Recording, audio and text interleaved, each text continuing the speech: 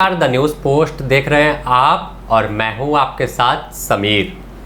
किसी देश में अगर दूसरे देश के लोग घुसपैठ करते हैं तो यह देश की सुरक्षा के लिए एक बड़ा गंभीर मुद्दा होता है, लेकिन झारखंड में यह राजनीतिक मुद्दा बनकर रह गया है। झारखंड के साहेबगंज जिले में बांग्लादेश का बॉर्डर है। इस बॉर्डर से हर दिन गंगा के सहारे सैकड़ों की संख्या में घुसपैठिया भारत में आ रहे हैं। घुसने के बाद बांग्लादेशी सिर्फ यहाँ कब्जा नहीं जमा रहे, बल्कि आदिवासी बेटियों को प्रेम जाल में फंसाकर उनसे शादी करते हैं और इसके बाद सारे सरकारी दस्तावेज को बनवाने में जुट जाते हैं। यहाँ तक कि इनकी ज़मीन पर भी अब कब्जा करने लगे हैं। इस मामले की पूरी सच्चाई हम आपको इस रिपोर्ट में बताएंगे। अब इस मामले में कोर्ट में PIL भी दाखिल की गई है, जिसके बाद झारखंड हाईकोर्ट ने केंद्र और राज्य सरकार से रिपोर्ट मांगी है। एक और भाजपा घुसपैठ को संरक्षण देने का आरोप राज्य सरकार पर लगा रही है, तो वहीं दूसरी ओर सत्ता पक्ष जो है वह गृह मंत्रालय से सवाल पूछ रही है कि आखिर देश में कैसे बांग्लादेशी लोग पहुंच जा रहे हैं। इन सब के बीच अब हाई कोर्ट में घुसपैठ को लेकर PIL दायर की गई है और इस PIL में पहली याचिका की सुनवाई हो चुकी है। कोर्ट ने गृह मंत्रालय से जवाब मांगा है कि क्या देश में बांग्लादेशी घुसपैठियों की जानकारी पहले से उन्हें थी। अगर जानकारी थी तो अब तक क्या कुछ कार्रवाई की गई है। इसकी पूरी रिपोर्ट अगली तारीख से पहले कोर्ट में गृह मंत्रालय को जमा करना है। खैर, इन सब के बीच अगर हम बात संथाल परगना की करें तो यहाँ की मुस्लिम आबादी पिछले कई सालों से बेतहाशा बढ़ी है। पाकुड़ और साहेबगंज जिले में कुल मुस्लिम आबादी 2011 के जनगणना के हिसाब से काफ़ी संख्या में बढ़ गई है। बताया जाता है कि 2011 में आदिवासियों की आबादी 48% थी, लेकिन अब आदिवासियों की जनसंख्या कम हो गई और मुसलमानों की जनसंख्या बढ़ गई। स्थानीय लोगों के मुताबिक मुसलमानों की जनसंख्या बढ़ने का कारण बांग्लादेशी घुसपैठिया हैं। अगर हम बात बांग्लादेश बॉर्डर से सटे झारखंड के इलाकों की करें तो साहेबगंज का उधवा प्रखंड गंगा से सटा हुआ है। उधवा में 23 पंचायत आते हैं, जिसमें 12 पंचायत ऐसे हैं जो दियारा टापू में शामिल हैं, क्योंकि गंगा से सटे होने के कारण यहाँ बाढ़ का खतरा मंडराता रहता है। यह आबादी बाढ़ की चपेट में शुरू से रही है। इस क्षेत्र में ही गंगा के सहारे बांग्लादेशी पहुँचते हैं। पहले गंगा के दियारा टापू में झोपड़ी लगाकर रहना शुरू करते हैं। झोपड़ी में कुछ दिन रहने के बाद यहाँ से बांग्लादेशी छोटे स्तर पर गांव मोहल्ले में घूमकर कुछ सामान बेचने की शुरुआत करते हैं। धीरे धीरे यह लोग यहाँ के लोगों के साथ घुलने मिलने लगते हैं। दावा किया जाता है कि सामान बेचने के दौरान आदिवासी बेटियों को लक्ष्य बनाकर उन्हें प्रेम जाल में फंसाने का काम करते हैं। आदिवासी बेटियों को प्रेम जाल में फंसाने के बाद उन्हें शादी का ऑफर देते हैं। जब शादी के लिए बात बन जाती है, फिर उन पर दबाव बनाकर जमीन और घर की डिमांड करते हैं। घर मिल जाने के बाद वह धीरे धीरे सरकारी दस्तावेज की बनाने की शुरुआत कर लेते हैं। अगर हम बात साहेबगंज जिले की करें तो साहेबगंज जिलों में मुस्लिम आबादी बढ़ने का अंदाजा आप मदरसों की बढ़ती संख्या से लगा सकते हैं। साहेबगंज जिले में सरकारी अनुदान से चलने वाले मदरसों की संख्या 43 है, जिसमें उधवा प्रखंड में 7 शामिल है। 43 तो सरकारी आंकड़ों में है। निजी स्तर पर कितने मदरसे संचालित हो रहे होंगे, इसका अंदाजा आप खुद लगा सकते हैं। मुसलमानों की बढ़ती जनसंख्या पर भाजपा ने राज्य सरकार पर आरोप लगाया है। राजमहल विधायक अनंत ओझा ने कहा कि संथाल में बढ़ती जनसंख्या देश की सुरक्षा के लिए खतरा है। इन सब को देखते हुए संथाल में NRC की जरूरत है। उन्होंने कहा कि देश की अंतरिम सुरक्षा के लिए एक बड़ा संकट बन जाएगा। बांग्लादेशी घुसपैठियों के द्वारा क्षेत्र में धर्म बदलकर आदिवासी बच्चियों के साथ शादी कर उन्हें मौत के घाट उतारने का भी खेल जारी है। और इस विषय को लेकर के लगातार झारखंड विधानसभा के माध्यम से खास करके साहेबगंज जिला, पाकुड़ जिला सहित संथाल परगना के में बांग्लादेशी घुसपैठियों के प्रभाव के कारण जो जनसंख्या बदली है और उस जनसंख्या के कारण जो सामाजिक आर्थिक बदलाव हुआ है, बड़े पैमाने पर यहाँ सामाजिक ताना बाना को भिन्न किया गया है, आंतरिक सुरक्षा के संकट आए हैं और ऐसे विषयों को लेकर के लगातार विशेष करके उधवा प्रखंड में, राजमहल प्रखंड में, बड़हरवा प्रखंड में, पाकुड़ प्रखंड में गांव का गांव बेचिरागी गांव भी चिरागी हो गए हैं और चिरागी गांव में भी इस प्रकार का ये हुआ है। तो इसको लेकर के लगातार विधानसभा के माध्यम से हमने इन क्षेत्रों में 1951 की जनगणना और 1952 की मतदाता सूची के आधार पर बांग्लादेशी घुसपैठियों को चिन्हित करने के लिए एनआरसी अपडेशन की प्रक्रिया प्रारंभ करने की बात की थी।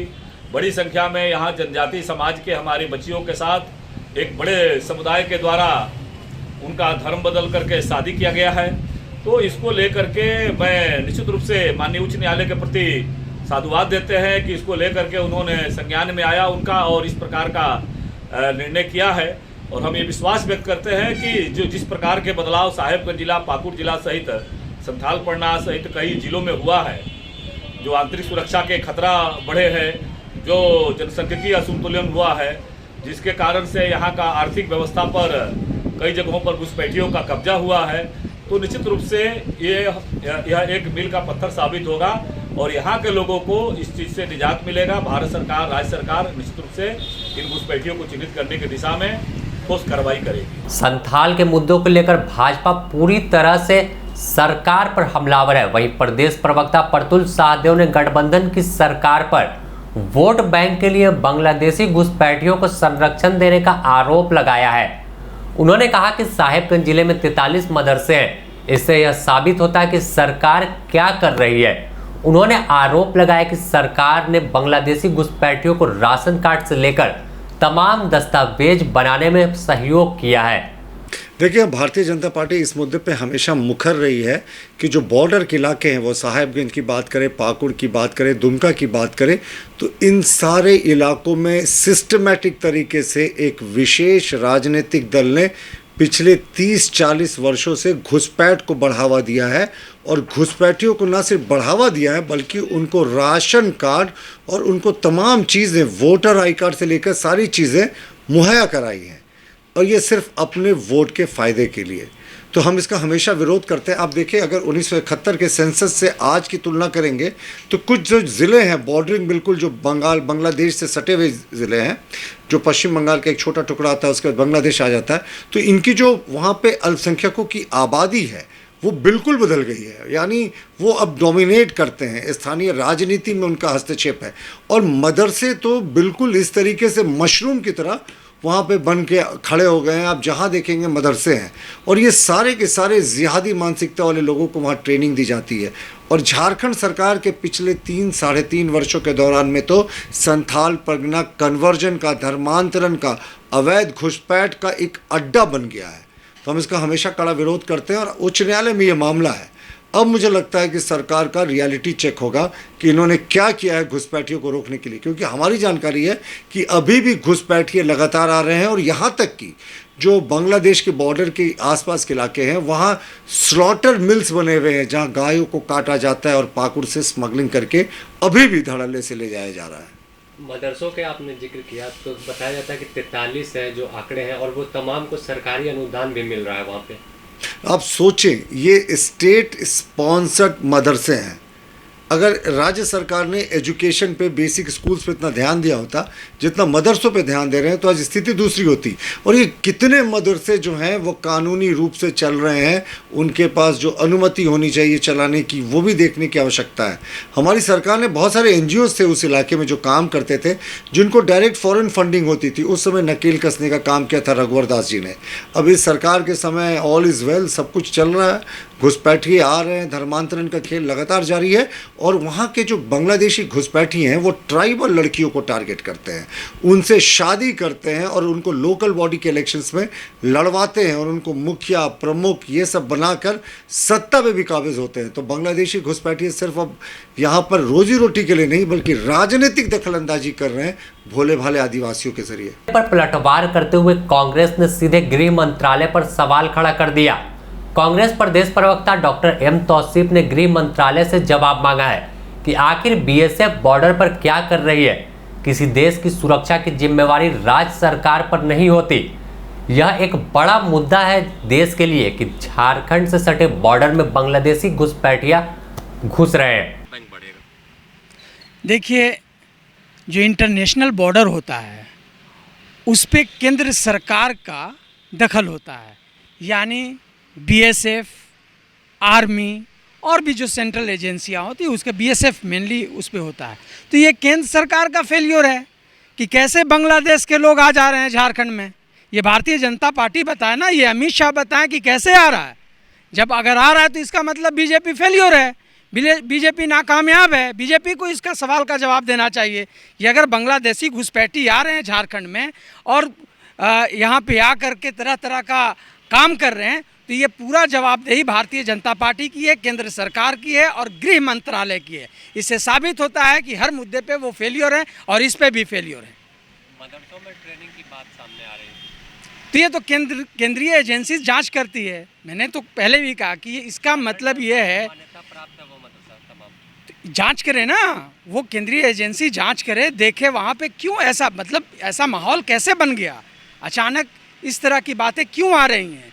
या तो इसमें कोई दम नहीं है, ये पूरा राजनीतिक बात है, या फिर दम अगर है तो फिर भारतीय जनता पार्टी की केंद्र सरकार, गृह मंत्रालय फेलियर है। देखिए, कुछ ऐसी घटनाएं घट जाती हैं तो उसको हर चीज़ों से मिला करके नहीं देखी जा सकती है। लेकिन अगर ऐसी कोई बात है तो सीबीआई हर जगह पहुंच जा रही है रेड करने के लिए, ईडी गली गली टहल रही है, लोगों को पकड़ रही है, इनकम टैक्स चला जा रहा है केंद्र सरकार के कहने पे और गृह मंत्रालय के कहने पे, इशारे पे। तो अगर ऐसी कोई बात है तो उसके लिए भी जांच कराए केंद्र सरकार। किसने रोक रखा है भारतीय जनता पार्टी को और केंद्र सरकार को, गृह मंत्रालय को? जांच कराए। दूध का दूध, पानी का पानी होगा। सिर्फ राजनीति करने से नहीं होगा। जो यहाँ पे जो लोग हैं वो अगर शांति से रह रहे हैं, अच्छे काम कर रहे हैं, तो उनको अगर कोई किसी तरह की बात कह करके उनको ये कटघरे में खड़ा रखना चाहता है तो सबसे पहले उसकी जांच कर लो, उसके बाद कटघरे में खड़ा करो। चाहे जो उस पर कानूनी कार्रवाई होगी, जो कानून अपना काम करेगा, पुलिस प्रशासन अपना काम करेगा, केंद्र सरकार भी उस पर काम करे। कौन रोक रहा है? ये तो सारी चीज़ें इनके हाथ में है। झारखंड सरकार क्या कोई जांच कमेटी वहाँ पर बनाकर जांच करेगी कि असलियत क्या है वहाँ पे? नहीं, असलियत तो बीजेपी वाले बताए ना कि फेलियरनेस है इनकी अंडर में बीएसएफ है। अगर बीएसएफ के रहते हुए भर में बांग्लादेश से लोग झारखंड में आ जा रहे हैं तो ये केंद्र सरकार का, गृह मंत्रालय का फेलियरनेस है। इस पे भारतीय जनता पार्टी जवाब दे। इसमें ये राज्य सरकार का क्या दखल है? कुछ भी नहीं है। राज्य सरकार क्या इस पे बोलेगी? इस पे तो जवाब देना है गृह मंत्रालय को देना है, बीएसएफ को देना है। क्यों नहीं जवाब देते हैं? सिर्फ बड़े बड़े बात करते हैं और काम करने के बाद जब पूछी जाती है तो फिर बिल्कुल नादारत हैं। तो ये सब बातों से अच्छा है कि काम करें, काम पे ध्यान दें, ज़्यादा अच्छा होगा बनिस्बत इसके कि तुष्टीकरण की राजनीति करने से अच्छा है कि विकास की राजनीति करें। और विकास की राजनीति से तो इन लोगों को कोई लेना देना नहीं है, कोसों दूर है। विकास एक शब्द है जो 2014 में इन लोगों ने उसको उजागर किया था। आज तक विकास कहते हैं, लेकिन कहीं पे किसी तरह का कोई विकास नहीं हुआ है। सिर्फ भारतीय जनता पार्टी और उनके कार्यकर्ताओं का विकास हुआ। खैर, इस मामले पर आरोप प्रत्यारोप तो चलता रहेगा, लेकिन जिस तरह से डेमोग्राफी में बदलाव संथाल परगना में देखा जा रहा है, यह देश के लिए एक बड़ा संकट है। इसे राजनीतिक मुद्दे से उठकर देश हित में मुद्दे को समझकर तमाम राजनीतिक दल को एक साथ आकर इसका समाधान निकालने की जरूरत है। हाल के दिनों में जिस तरह से संथाल में आदिवासी बेटियों के साथ दरिंदगी के मामले सामने आए, कहीं कोई पेट्रोल डालकर जला देता है तो कहीं 52 टुकड़े में कर मौत के घाट उतार दिया जाता है, तो इससे एक संदेश जा रहा है किस तरह का माहौल संथाल परगना में बना हुआ है।